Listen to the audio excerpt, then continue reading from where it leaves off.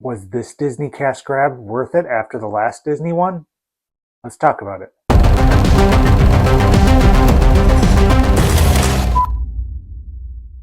All right, welcome back to the channel. We have another film review today, taking a look at Toy Story 5 from 2026. All right, so this film follows Bonnie once again as she is struggling to make friends. And in lieu of that, her parents get her a tablet device to hopefully help connect with other people and other friends that are also connected with the tablet devices. And then we follow the toys as they try to help Bonnie connect with other friends and overcome the evils of technology, as it were. So, all right. So this particular film I thought was a pretty solid film. I mean, Pixar typically does a very good job with their films, so this I think is on par with some of their very quality work that they've done. Especially this particular franchise. This is their golden goose. This is their big main franchise that they just can't stop with it. Unfortunately, I think it's pretty consensus that Toy Story 3 was the perfect conclusion to the story. It should have ended there. 4 was fine. It wasn't that great. But I think this is a good return to form. This film, I thought, hit a lot of very good themes. Themes of trying to find friends and trying to connect with people in this digital age. It, it touches on bullying. It touches on nostalgia. It touches on a lot of things that I think both the young generation kind of coming up in the age of electronics and trying to navigate the social network of that. And then also, my generation and the older generation who, spend time playing with action figures and toys. I very much was an action figure person that, had big wrestling federations and things like that. All big personalities. I even made like my own comic books and newspapers, my own like newsletters for the action figures. So I was very ingrained in that culture. So that's why this franchise has really resonated with me. That I very much played with toys as a kid, and I was very connected to that. But then I was also part of the technology boom and very integrated in that. So I've seen it from the entire, I think, spectrum of kind of what this is going with. But this touches on the new age where, kids are being brought up and raised directly with all of the technology and how do they navigate that space. So I think this film does a great job of touching on all those subjects and really kind of, presenting it in a way that I think both children and adults would be entertained by. There's a lot of feels in this film, so I think they do a good job on the emotional aspect of the storytelling. I think that's one thing that Pixar has done very well, and particularly in this franchise, done very well as the emotional side of the storytelling and the impacts from the emotion standpoint of how the decisions that are being made are impacting the characters and things like that. So this film continues that and does a very good job with that. I will say there are a few things that I was disappointed by.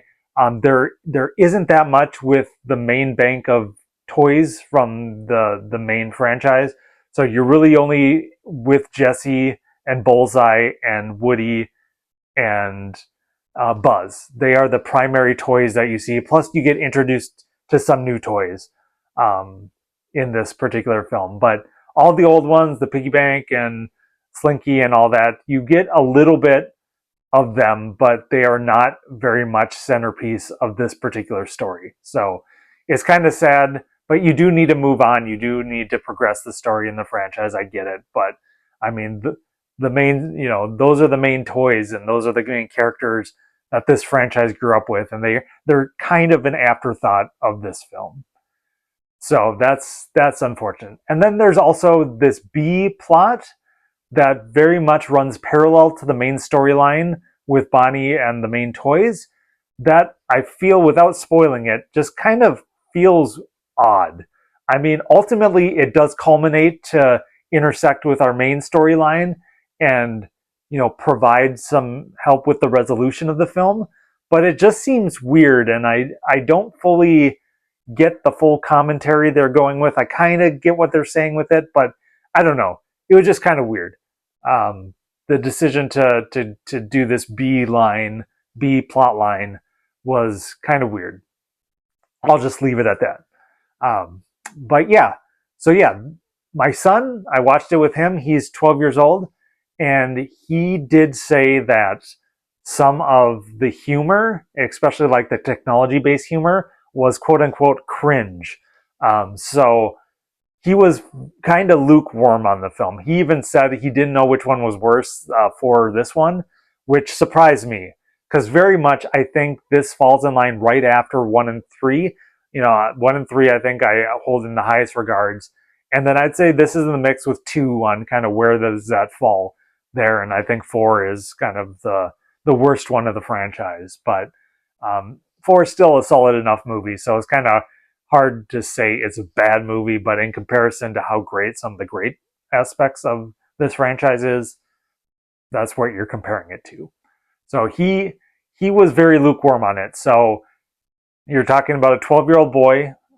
So I don't know what necessarily that age range and maybe boys would feel about this film because it is a very much female centric storyline because you're talking about Bonnie, a bunch of her and a bunch of other girls that she's trying to be befriending.